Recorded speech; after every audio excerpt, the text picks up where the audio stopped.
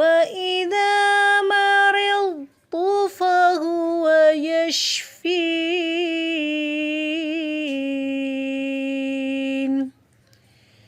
السلام علیکم ورحمۃ اللہ وبرکاتہ۔ کبھی بیمار نہ ہونا جہنمی انسان کی نشانی ہے۔ ابو ہریرہ رضی اللہ عنہ سے روایت ہے، وہ کہتے ہیں کہ ایک دیہاتی رسول اللہ صلی اللہ علیہ وسلم کی خدمت میں حاضر ہوا تو رسول اللہ صلی اللہ علیہ وسلم نے اس سے پوچھا، کیا تمہیں کبھی ام ملدم نے اپنی گرفت میں لیا ہے؟ اس نے کہا کہ ام ملدم کیا ہے؟ آپ نے فرمایا، جسم اور گوشت کے درمیان حرارت کا نام ہے، یعنی بخار۔ اس نے کہا، میں نے تو اپنے جسم میں کبھی یہ چیز محسوس نہیں کی۔ آپ نے پوچھا، کیا کبھی تمہیں صداع نے پکڑا ہے؟ اس نے پوچھا، وہ کیا ہوتا ہے؟ آپ نے فرمایا، وہ رگیں جو انسان کے سر میں چلتی ہیں، یعنی اس سے سر درد ہوتا ہے۔ اس نے کہا، میں نے اپنے جسم میں کبھی یہ تکلیف محسوس نہیں کی۔ پھر جب وہ چلا گیا تو آپ نے فرمایا، جو کسی جہنمی کو دیکھنا چاہتا ہے وہ اس کو دیکھ لے۔ یعنی اگر کبھی کسی کو سر درد ہی نہیں ہوا، یا کبھی کسی کو بخار ہی نہیں ہوا، یا کبھی کسی کو کوئی تکلیف ہی نہیں ہوئی، تو یہ کوئی اچھی علامت نہیں ہے۔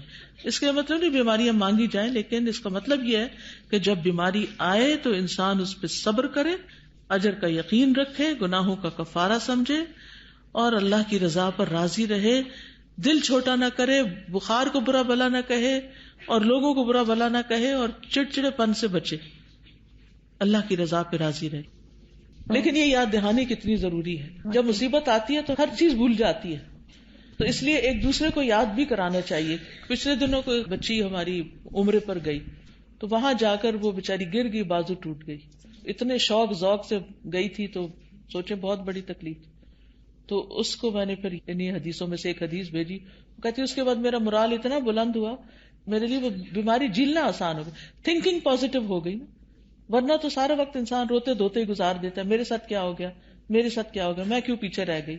تو یہ حدیثیں یاد بھی ہونی چاہیے اور ایک دوسرے کو یاد دہانی بھی کرانی چاہیے۔ اولڈ ایج بھی بیماری کی ایک شکل ہوتی ہے، اور اس میں انسان جسم بھی دکھ رہا ہے، سیدھا چل بھی نہیں سکتا، ایک ایک قدم اٹھانا مشکل، نیند نہیں آتی، کھانا ہضم کرنا مشکل، دانتوں سے چبانا مشکل، یعنی کوئی ایک مسئلہ ہوتا ہے بڑھاپے میں۔ لیکن اگر کوئی بڑھاپا اپنا خوبصورت کر لے، اللہ کے ذکر کی طرف لگ جائے اور صبر کے ساتھ کام لیتا رہے، اوپر والوں کو بھی پریشان نہ کرے، تو یہ بھی ایک مومن کے لیے لمحے لمحے کے اجر کا باعث ہے۔